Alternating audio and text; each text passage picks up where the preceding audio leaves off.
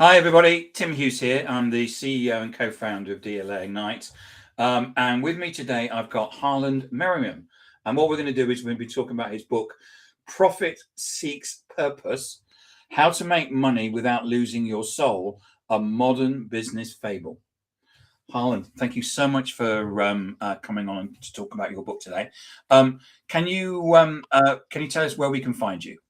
I think the best place I'm going to hold up the book here too is at www.profitseekspurpose.com. Just the name of the book.com, and they'll find me there. Thank you. And so give me the as I was saying to you before we went live, I have the one of the best jobs in the world, which is not only do I read a lot of great books, but I also am able to sit and talk to the author and ask them questions about it. So give us the inspiration behind the book. The book comes from decades of observation as a military chaplain, as a pastor, as an entrepreneur, particularly masterminding around tables with pretty successful entrepreneurs and seeing what they face and wanting to get that out in a story form so somebody can just use it and walk with the characters in the story. So it's worth saying it's not a business book. It's a novel. Yeah, it's fiction. It's a Yeah. bit. It's a a fictional novel. story about you get a protagonist and that person is in a certain place and it goes through have a number of impacts on their life and a number of changes. That's it. And hopefully the reader is just walking alongside. Caleb is the name of the protagonist in the story. Yeah. So you spent time in both the pulpit and the boardroom. What is the biggest lie the business world tells us about purpose? Well, I'm afraid that I look at it as profit, people, and purpose. And too often the boardroom makes it profit only. And profit's easy, we can measure it. But people and purpose are probably a whole lot more important in the long term. And so give us an example. If all we're working toward is that bottom line, and it's easy to measure that, but we're really not paying attention to the people. Let's say they're in our business, or with Caleb in the story, he owns apartment complexes and he sees the residents as doors or income sources versus as people. There's a big difference in that. Because there's a point, isn't it, where he goes from thinking about in effect buying complexes and seeing it as rent, and then actually seeing it as a complex and actually seeing the people and fixing the things and making the place better for the people there, isn't it? Yes. And when he does that, and I wish more boardrooms would do that, his business does well. He has some challenges with it, but his business does well when he starts seeing the people in his office, if you will, as well as in his apartments, as people with names, with stories. Yeah. In your book, you talk about profit seeking purpose. Does profit naturally want to find a mission, or do we have to force it to behave? There's a lot of work these days on a mission statement, putting it on the walls, having a mission statement, but that's different than living it. And I guess that's the piece here is, of course, we have to have profit. Of course, we have to pay the bills and hire people and make enough money we can stay in business to do what we do. But it's the purpose that is the stronger foundation for the work that we do, the lives that we live. How do you respond to the cynical view that business is for making money and charity is for making a difference? Why can't they be separate? I guess they can be separate. A lot of people keep them separate. I just think they're more powerful when they're together. That people in business don't just see it as profit, because then they really miss their life, their self, when it's just money. And when they can experience the joy, at least in the people that I work and facilitate, when they experience the joy of that, it just adds such depth to the work that they're doing. Because there's one piece in the book, isn't there, where one of his one of his renters basically trips over a paving stone and Yes. therefore sues him. Yes.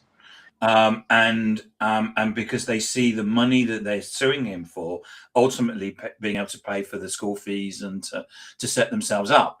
So in a way, they're profiteering, but you can see the motivation behind that. Definitely. On the Mateo there that fell and broken arm and damaged up, his daughter and he see an opportunity here, and their lawyers see an opportunity here to make a lot of money off of their difficulty there. But between Mateo, the resident in the apartment complex that Caleb had gotten to know as a person, and Caleb, who takes some big risks, both of them discover something that is a whole lot better than just getting the money or not paying the money out. Because actually Caleb gets to the point where he realizes that he needs to invest in the apartment block, and actually if the people are happy, they pay the rent.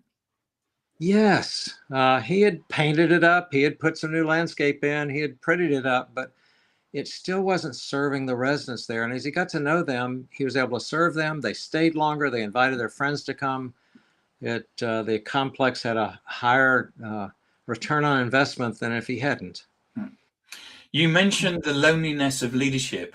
Why does high-level success often result in isolation, and how does purpose fix that? I'm not sure it's purpose that fixes it. I think that's where the circle or the community or the masterminding that I call it comes in there to battle the isolation. The isolation comes because who's going to speak the truth to the boss? The isolation comes because we think we have to do it all ourselves. It's something I discovered on the campus in the university where I'm chaplain right now, where the students finally realize that the professors are there and their fellow students are there to learn together rather than them just to go and study on their own. What are the early warning signs that a leader is beginning to lose their soul to their work?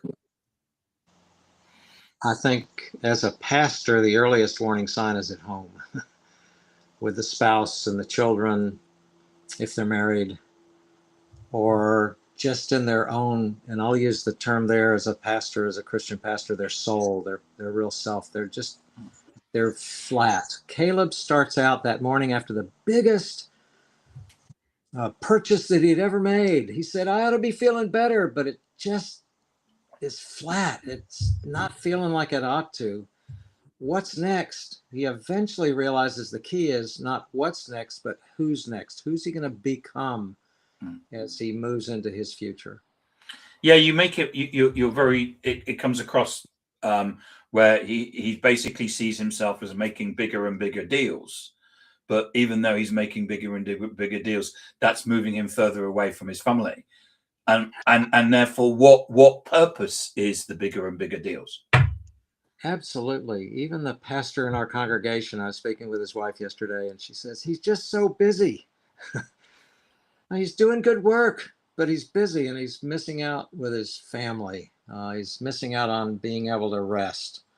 And it happens for the military tremendously. It happens out there in the entrepreneurial world that we just spend so much time at work that we miss life. You often talk about slowing down as a superpower. In a 24/7 digital economy, how does a high achiever actually practice holy slowness without losing their competitive edge? I think they gain their competitive edge in slowing down and reflecting, in pausing. I think the pause is where real growth happens, particularly when the pause is done alongside others. Not just, although I get out and walk in the morning to find some private time, but I find the real growth happens when I pause or slow down with a small group of others, that we built a space where we trust each other, we're honest with each other, where we support each other. And if we need a kick in the seat of the pants, we give that to each other too. How has your background in real estate, a notoriety, hard-nosed industry, shaped your view of the spiritual health? Whoa. Uh, the 128 unit complex that we bought just 2 months before COVID hit. Okay. Talk about being challenged, fear. We had 20 investors that invested a couple $1,000,000 with us, and this thing had to work or I'm out a couple $1,000,000 because I would back it up. I learned a lot during that time, deep in my soul, I think, in that time.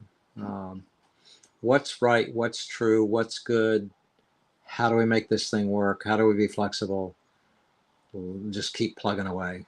Was that where ultimately you took yourself out your comfort zone, and it's one of those things that some of the best places and the best things we can learn is by taking ourselves out of that comfort zone. Definitely that. Yeah. What is it? The comfort zone is where our dreams go to die. Yes, yeah. That's that old quote, but it's true. I have pushed my comfort zone, miles beyond where it was, uh, even just years ago, especially decades ago, even weeks ago, to push through that, not beyond it where it's dangerous, but just beyond where it's comfortable into that space where the growth happens. Is it possible to be too purpose driven to the point where the business fails? How do you balance mission with margins? Oh, good question here. And it's one that I'm asked regularly. Again, on something just the other day with somebody, when I said my purpose in life is to serve, and the person asked me, but if you're not around, you can't serve. It is this, profit is important, ambition is important, but there's something more than that. And when the two are together, then you have the ability, the capacity, the resources to really serve. So it is keeping that balance. Keeping that balance. How do you think you keep that balance? I mean, because it's very easy to say we need to have balance, but what from what you've learned, how do you get the balance? Again, I'm going to come back to I get the balance by being in circles of people that I can share struggles. Every week I get with 9 other entrepreneurs here in Central Florida, and we share our struggles with each other. We share the things we're grateful for. We share the wins that we're having, and then we're there for each other. They have connections I don't have. They have ideas I haven't considered. They have training that I haven't achieved yet. And by being with others in a mastermind, we create something that individually we just would not have access to. And you talk about that with in the book, don't you?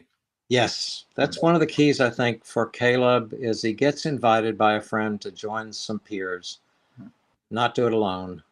And in that context, growth happens not just in his business, although that's really important, but with his daughter, with his wife, with his employees, if you want to call them that. It is the mastermind that becomes the catalyst for almost everything for him. You work with many leaders in their second half of life. What is the most common regret to hear from successful people who neglected their purpose in their 30s and 40s? Why didn't I start earlier on this? It's almost like with investing. Why didn't I start investing earlier or doing it more wisely? Why didn't I start saving earlier? I speak with students in the university, particularly the seniors there, that choose who you want to become before you choose what you're going to do. It's in our being that our doing gets its integrity, I think. How can a leader shift the culture of a profit-obsessed team towards a purpose-driven one without it feeling like corporate fluff? Caleb was concerned with that in his own team, and he had a friend in the team there that says, "You just got to share where you're going with this." I think that's it. I think some of the best generals I've served with, some of the best entrepreneurs that I'm with here have just been open, honest, direct, even risky with their teams to let them know this is what's important for us. I'm here to support you. We're going to fail on a bunch of things, but we're going to get back up and keep walking. Kind of reminds me of the mile marker at 20 on a marathon I ran in Houston. It says, put your left foot forward, put your right foot forward, repeat. And I think that's in life too. And part of that is for the leader to say, here's our left foot, here's our right foot. Let's put them forward and keep going. Because in the book, the team actually question Caleb, don't they? And Yeah. he says this is what, and he actually does explain what he wants them to do. Yes. And he asked them for help in learning how to do it together. He'll learn from them as much as they'll learn from him. I guess it's that collegiality, that honoring each other, that's really important in life. You talk about the mastermind concept. What should a leader look at in a circle of confidence to ensure they stay grounded? Yeah, some leaders will want to be the facilitators of a mastermind, and that's okay. That's what I do. That's my skill set. But I think the key is to find a really strong, skilled facilitator for a mastermind that knows what a mastermind does, keeps it on target, makes sure the right people are in the room, gently removes people that ought not be in the room. I think that's the key, the facilitator. And then the approach. I approach it out of faith. So we're trying to align not just business practices with life, but deeper things with life as well. And we talk about that and are open about that. We're not all in the same place, and that's okay. But I think to find a group of people that you trust, that will support you and will challenge you, with a good facilitator of that group that can keep it moving. So how do you define a legacy that isn't just about the size of endowment or a building name? I'm talking with a 94-year-old gentleman right now and his family about legacy.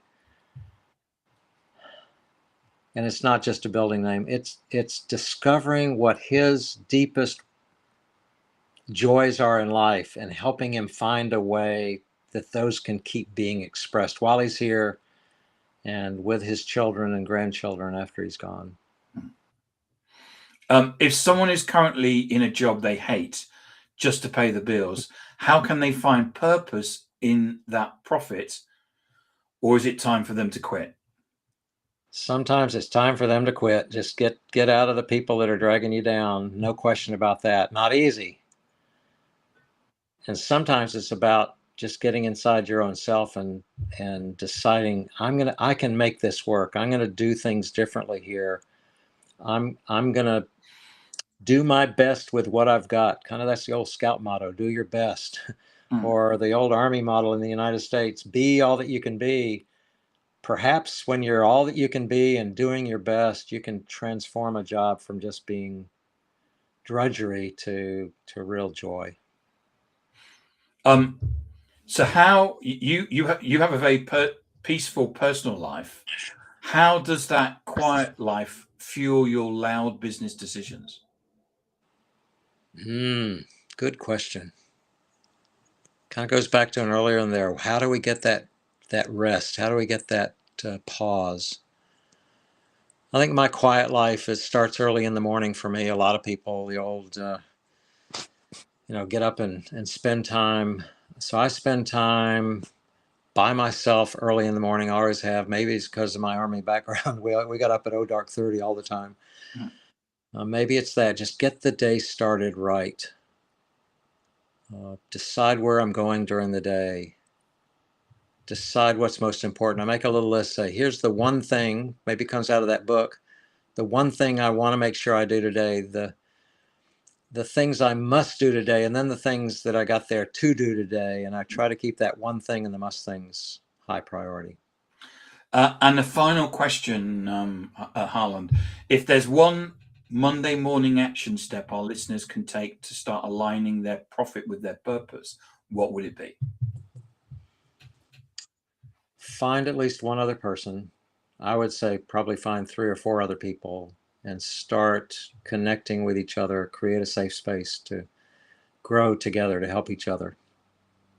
This is your mastermind group that you're talking about. That's the concept. Yeah, it takes all different kind of shapes, but that's it. Get with a circle of people. Don't quit doing it alone.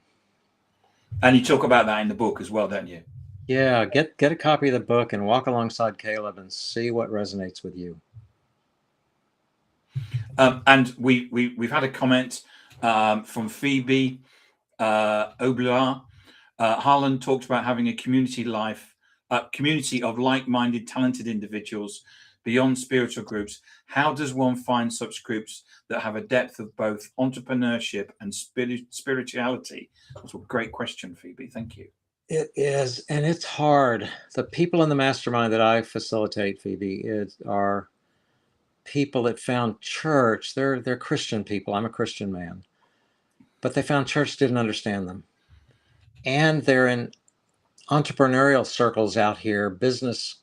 I get asked once a week to go into an entrepreneurial business circle. Yeah, and they find there they don't understand the deeper things that they're struggling with in life beyond just, the bottom line. So it is keeping your antenna up, Phoebe. So I did, and some others did, and pretty soon there were 9 of us that are meeting every week. We've been meeting for a year and a half now. And the book comes out of that because I wanted other people to realize that's available to them. I hope you'll find somebody, and then maybe somebody else, and you'll start getting together to support each other. Harland, thank you so much for coming on and talking about your book, Profit Seeks Purpose: How to Make Money Without Losing Your Soul, a modern business fable, because it's actually a story rather than a dull business book. Right. If I wanted to buy a copy of this, where can I get one from? Amazon. Go to Amazon, look it up. Profit Seeks Purpose. It'll be right there. Soon we'll be out in a audio format. Right now it's in a paperback and Kindle. Excellent. And Harland, where can we find more information about you? The title of the book, www.profitseekspurpose.com. Look forward to talking to you. Excellent.